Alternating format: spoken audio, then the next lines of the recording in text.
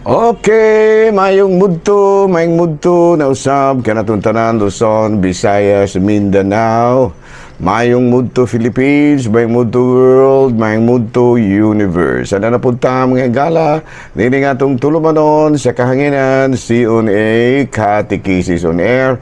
O ako lang gihapon kini inyong ubus nga alagad, Reverendo Padre Edwin Academia Acab. Abino adlaw na usab karon nga sa matarong adlaw nga Sabado, no, pizza 28 na kini sa bulan sa Hunyo tuig 2026, no, 25 mga higala, no. So kumusta naman ako dahil nga timbayaon og may mundo ang atong talahorong obispo Bishop Julito B. Cortez, ang atong station manager si Father Ramaata, ang ato usab nga mga kaigsuonan nga mga kamadrihan, no, kumusta na, no, ang atong mga kaparian, kumusta na? Labi na gyud ang akong mga classmates, no? Si Padre Obing Masyon, si Father Dami Hiramis, Father Tonton Arnaiz. O yung manusab ang akong mga classmates sa Cebu. Si Padre Glenn Batson, si Padre Joey Belsinia, si Father Joseph Anore, Father Peter Necesario, Padre Kining Rosdel Noel, Omen Mahusay, Father Oni Rosaroso, no, gyud si Monsignor kining kumusta na day si Monsignor Tingting ang ka. So, of course, ako day nga timbayaon usab og mayong mudto si Igel, no. Si Renidel Gahinsan, no, kumusta na kada Igel, no, ang imong anak si Diane Rose, no? Si Diane Rose. Iya man ang ginganlan mga higala og Diane Rose kay fans man siya ni Axel Rose. Ayan.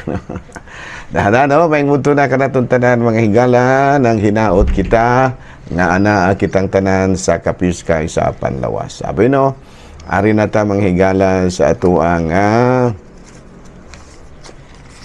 atoang CBCP News, Balitang Simbahan, ining kamuntuhon. CBCP Plenary Assembly adto pagahimuon sa Diocese of Talibon. Ipahigayon kini karong Lunes pohon mga higala, June 30 hangtod na kini sa July 7 adto sa Diocese of Talibon. Balita mga higala gikan sa Vatican, keep your eyes on Jesus. Mao kana ang gitudlo usab sa talahorong Santo Papa Pope Leo ngadto sa mga seminarista sa Diocese of Trebenito nga mibisita kaniya baguhay pa lang dito sa Vatican City. Matod pa niya ay i-focus gyud ang inyong pagpagalagad ngadto kang Kristo, no, og dili sa laing butang. Kaya basig lain o niya inyong pukusan, no? Focus jud mo ni Kristo. Kaya kung mo-focus na gani mong lain, may puruhan yun nga dili ka mapani. Okay, klaro? Padayon ta mga galas sa ato ang mga buhatono ni ining kamudtuhon. Bino ari na ta mga galas sa atong Saint of the Day, June 28. Bino ang atong santo karong higala mao si San Ireneo o Saint Irenaeus. Natawo siya na antong year 130, namatay na antong year 220. Ay a brilliant student, ordained priest and bishop of Leon, fought against the heresy of Gnosticism, contrasting them with the teachings of the apostles and the text of the Holy Scriptures. His work was widely used and translated into Latin and Armenian, gradually guided, no, the influence of gradually acted against the influence of agnosticism. So maugad do higala no ang ato ang saint of karong adlaw si San Ireneo, no, Saint Irenaeus. Okay, no? Nahala no, padayon ta mga higala sa ato ang mga buhatono ni ining kamuntuhon. Pero anata mga higala sa ato ang mga pangutana sa usa ka awit. Ayan, no? Sa gunin na wala may noon diri may higala no nga ako ang gibutangan ng daan o kuan. So, mahigala sa kali mahigala ha ato sa ning pangitao ni siya. Abi no, doon ay mga pangutana din mahigala. Asa na ba to? Asa na ba to siya? So, ang pangutana mahigala, ang pangutana. Ngano nga supak man ang katolikong simbahan sa gay marriage. Gay marriage. Of course, supak yun ang simbahan, ang katolikong simbahan sa gay marriage tungod lagi kay doon naman tayo gibarugan ni ana pod. No, asa naman tong higala no? Sa kadali mahigala ha. Abi no ato sa diay nga timbayaon og mayong mudto ang atong talahurong obispo Bishop Julito B. Cortez, ang atong station manager si Father Rama Ata, ug manusab ang atong mga kaigsuonan nga mga kaparian Lukop, Kabisayan ug Mindanao nga maabot sa ato ang pagsibya. Bueno, asa naman ito mahigala nga ako jara. Why is the Catholic Church don't approve of gay marriage? Of course, ang simbahang Katoliko mahigala dili gyud muuyon ni anang gay marriage. No, number one reason tungod kay sa Genesis chapter 2 verse 18 kini nagkanayon. Tungod niini ang lalaki mobiya sa iyang amahan o ginahan ug motipon sa iyang asawa ug silang duha mahimo ng usa. Sa ato pa ang babae ug lalaki gina no kay asawa ba yan naway asawa nga lalaki.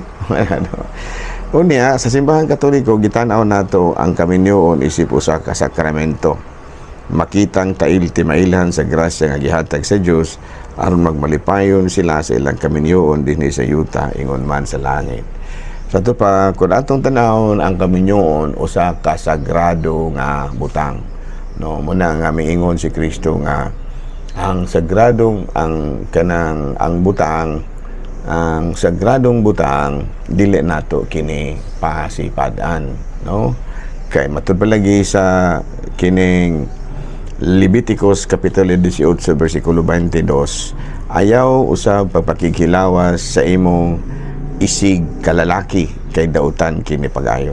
Sa ato pa, kung usa ka kalalaki nya makighilawas ka sa imong isig kalalaki, dautan ka na. Pareho sa gihapon na usa ka babae. Isig ka babae, usa ka kalalaki, unya nakighilawas ka sa imong isig ka babae. Usa ka babae, unya nakighilawas ka sa imong isig ka babae, di na ginadili ka na, no? Unya sa Lucas kapitulo 18, 20 bersikulo 13, kung ang usa ka lalaki makighilawas sa iyang isig ka lalaki, silang duha makahimo og butang nga salawayon kayo, busa patyon sila ra ang sad-an sa ilahang kamatayon. Sa Roma kapitulo 1 bersikulo 26 hangtod sa 27, bisan gani ang mga babae nga magsubay sa naandang paggamit sa ilang pagkababae, ug ang mga lalaki usab wala na makighilawas sa mga babae kundili sa ilang isig kalalaki tungod sa kaulag. Ang isig kalalaki nagunay pagbuhat ug salawayon nga mga buhat, busa gisilutan sila sa angay kanila. Sa ito pa kinahanglan nga dili ginato na sa supakon, no? Kung atong tanawon manghigala ang kaminyoon magud sagrado. Sumuna ngat kay sagrado man dili yun nato kini mansahan, no? Sa kineng magkasal-kasal kita og lalaki, puros lalaki dayon paghuman magbuhat sila niya ng paghihilawas nga aduna na ipagtugot gikan sa simbahan. Dili gid bahita po manghigala nga ang simbahan mutugot og mga ingon niya ng mga butanga. Kay kung musugot kita nga kaslon ang lalaki o ang lalaki, babae o babae, sama ra nga atong gitugutan ang ilang dili mayong buhat. No? Makighilawas ang usa ka lalaki, makighilawas sa iyang isig ka lalaki, o ang babae makighilawas sa iyang isig ka babae. Dili gina siya mayong buhat. Ana, no? Muna nga kung ato na siyang sundon, dili gyud pwede nga kaslo nato ang kanang gitawag duha ka lalaki o parihong babae. No, ana, no? Sa atong tanaw ng higala, unsa man gyud ang diay nga pwedeng buhaton nato, no? alang sa usa ka kining unsa man gyud ang angay buhaton, unsa may atong itambag alang sa mga kanang nagkahigugmaay nga mga parihong lalaki, no? Kay doon na magiuban nga nagkahigugmaay man lagi kuno sila, no? O niya nagkahigugmaay man kuno ang babae ug duha kanang isig ka babae nag gusto silang mag-ipon. Sabi no, kabahin niya nang gusto mag-ipon. So, usa ka butang nga inyong buhaton, mao nga inyong balansihon ang inyong gugma o ang inyong commitment sa pagtulunan sa simbahan. No? Kay dili man lagi na pwedeng nato nga kanang ato nga palabihon ang pikas o palabihon ang pikas. Kabulog ko sa buhaton, balansihon lang. Okay, nakihigugmaay man lagi mo, nga gusto man lagi mo mag-ipon, pwede ra siguro na. Pero ang Christian teachings, pakighilawas, medyo diha ta dapit maproblema, no? Kaya doon na may giingon nga busa, ang mga babae wala magsubay sa naandang paggamit sa ilang pagkababae. O ang mga lalaki, usab nakighilawas sa ang mga lalaki, wala na makikhilawas sa mga babae, kundili sa ilang isig kalalaki, mausab ang babae, nakikilawa sa ilang isig kalalaki. So, nakasupak na. Sa to pa, kay naghigugmaay malagi gyud mo, no? Mo na insulting sa uban nga, di na gyud sila pwedeng magbulag kay nagkahigugmaay gyud may.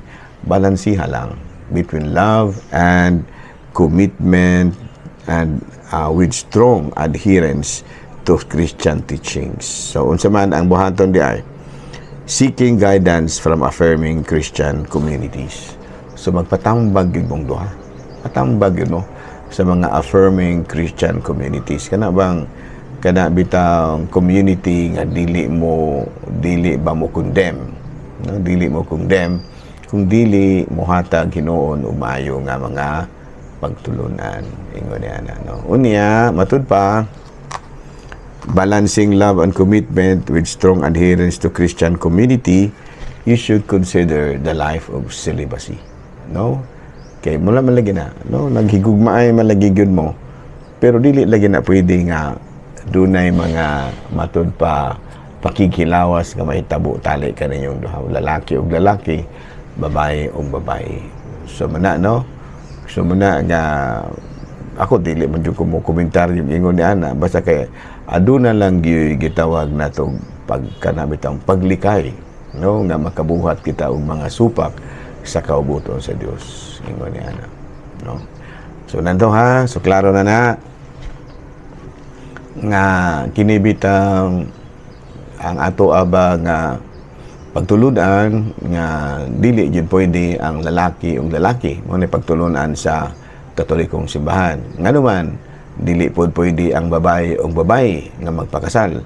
Nganuman, tungod kay ang kasal usa ka sagrado nga butang, busa dili nato pwede nga ibansahan ang kasagrado niini pinaagi sa mga binuhatan nga dili subay sa kaubuton sa Dios. Pero kanang kabahin og pag-ipon, mahimo niya na ganahan gyud mong moipon. Pero you are exposing yourself to danger. Inyong i-expose ang inyong kaugalingon to danger. Pwede mamang maghigugmaay, pero dili lang yun mo mag-ipon. No? Kaya mag-ipon mo, may puruhan yun nga mga hulog ka mo sa pagbuhat niya ng mga butanga. No? Higugmaay lang, no? Doon na lang yun mo kanang gitawag na ito maayong dinagdanay, pero wala lang yung sexual contact. No? Klaro? Unya, kung mahimo, ko na lang kanang ug sa ato pa na consider the life of celibacy. Talang gyud kay naang gyud kay hinigugma nga lalaki, na po kay hinigugma nga babae, kung babae ka, pero consider na lang the life of celibacy. Nga dili gyud mo mabuhat niya ng mga butang. Okay, klaro? Okay, no? Padayon ta mga higala sa ato nga mga buhaton ng ining kabuntuhon. Abay na ta mga higala sa laing pangunta na Padre. Nga naman yun ni kasal sa simbahan, nga dako mo jud kay gasto. Actually, wala gyud na gitudlo sa simbahan nga kanang gaston gani mo og simbahan, kinahanglan gyud mong gasto og dako. Gani ako diri sa Ayungon, do naman ko gikasal diri libre kanang mga kuan ba, dili maka-afford, mga indigents, no, mga miyembro sa kana bitang indigenous people. No, ato pa na dili gani sila makahimo pag kana bitaw maglisod pag gani sila pagpalit og pagkaon katulos o sa kadlaw. So muna nga ato na laman na silang gitagaan og chance nga makasal libre. Ikasal na ko na libre kausa sa usa ka bulan alas 8, no, second Saturday of the month. Kabalo mo muna hinungdan o higala nga daghang kaayo ang dili man nagpakasal tungod lagi kay murabag sa atong panabot. Basta kasal na gani og simbahan, mugasto jud kag dako. Kami diri sa Ayungon na ami gikasal diri nga wala gigasto gani bisa gamay kay ngano man amo manggilibre na lamang ang simbahan. Sa to pa ang kuan di ay ang gitawag natong kasal sa simbahan, dili di ay ang dakong gasto mao'y pinaka-importante. Ang pinaka-importante mao ang sakramento nga ilang pagadawaton. Doon naman ko po'y kaila nga kanang na problema siya kay ang iyaha bang pangasawa na ginikanan kuan man gyud kana bang pure Catholic, di gyud musugot nga magpakasal og kanang huwis o mayor. Ang ilahang nga sa simbahan gyud. Na problema siya tungod kay mag-atubang man siya dako kay ang gasto niya, gamay ra man siya og preparasyon, no. Tapos ang gingnan nga hangyo alang nga ginagmay ra ta og pila imong budget, ana ra pud ta na ang budgeta, no, panalitan ningon ang utana ko ni ang iyang budget 100,000 kuno. O dili ana kadapit sa 100,000. Dili lang kamulapaw din ha. Sa to pa ang ubang mga galastuhan nga wala na kaayo kinahanglan, i-let go na lang na, no, dili na lamang ka mag kuha og unsa pa na dinhang kay nagplano kuno sila nga mokuha sila og wedding planner. O may man may wedding planner wa man jud ko supak ni ana, pero basin ba kung di na madalas budget, kung mas maayo nga the simpler the better kung ang imuhang budget gamay ra. Ya dili man lagi nato na madiktahan ang mga kalaslon kay basin di og naa sila dakong budget, di pwede ra pug kag mo gasto jud kagamay kay gipangandaman gud na nimo. Pero wala na nagpasabot nga tukay kay na adunay uban dagkong budget bisan ang dili maka-afford mga ambisyon pug og dako pug budget. Ayo, no, kay ang nahitabo mo man hinungdan mga higala nga sa ako lang nga pangagpas ba. Usa na sa mga hinungdan nga ano nga daghang kay mga walay kasal nga mga gitawag og magtiayon, kasal lang sa huwis ug sa mayor tungod kay matud pa nila basta kasal sa huwis ug sa mayor pwede ra nagmanginom ra ta og coke og palit po tagpan, pero kanang simbahan kinahanglan nga gastuhan gid na. So mo nang nahitabo nga ang uban di man lagi maka-afford anang inyong gisulti nga kinahanglan gastuhan gid na, muna nga nagpakasal na lang sa huwis ug sa mayor kay barato ra gamay ra gasto. Para nako dili gina siya may mao. Pwede ra kang magpakasal sa mayor nga gamay ra gyapon gasto. Basta dili lang ka mugawas sa imong capacity, sa imong kapasidad ba. Kaya mahitabo na hinuon mahigala, no? Kung walay budget dili mang pagkasal. Hantod nga nagulang na lamang wa gyud gihapoy budget. Kay ngano wala kunoy budget. Nangamatay na lamang wala gyud gihapoy budget. Kay ngano man gusto laging mukuan gyud mo gasto gyud dako kay kasal gud kuno uno. Ako lang tambag ha. Ako lang tambag sa mga kalaslon nga mga gusto nga pagkasal og simbahan. Bisan pila ra inyong budget, no? Kung unsa inyong planong budgeton kung magpakasal sa Morahuwis ug sa mayor, maura po ng budgeta nga inyong gamiton kung magpakasal mo pare. No, klaro? Klaro? Ha? Klaro? Ha? So katong mga walay kasal ha, ayaw magkahadlok sa gasto kay dili man na pugsanay nga abi kay simbahan kaslon mudasto jud kag dako. Ayaw nang igo na pinaka-essential ra gyud, pinaka-essential. Ang gani ako diri sa Ayungon, nakasal kog libre diri parang sa mga indigents so katong dili maka-afford. Okay? Hala dinhi na lang una kita kutob, ako lang gihapon kini inyong ubos nga alagad. Reverendo Padre Edwin Academia ka manamilit na usab kaninyo ug manalangin kanato ang Dios magkagaong sa Amahan, Anak, Espiritu Santo. Amen. Good noon, Pilipinas.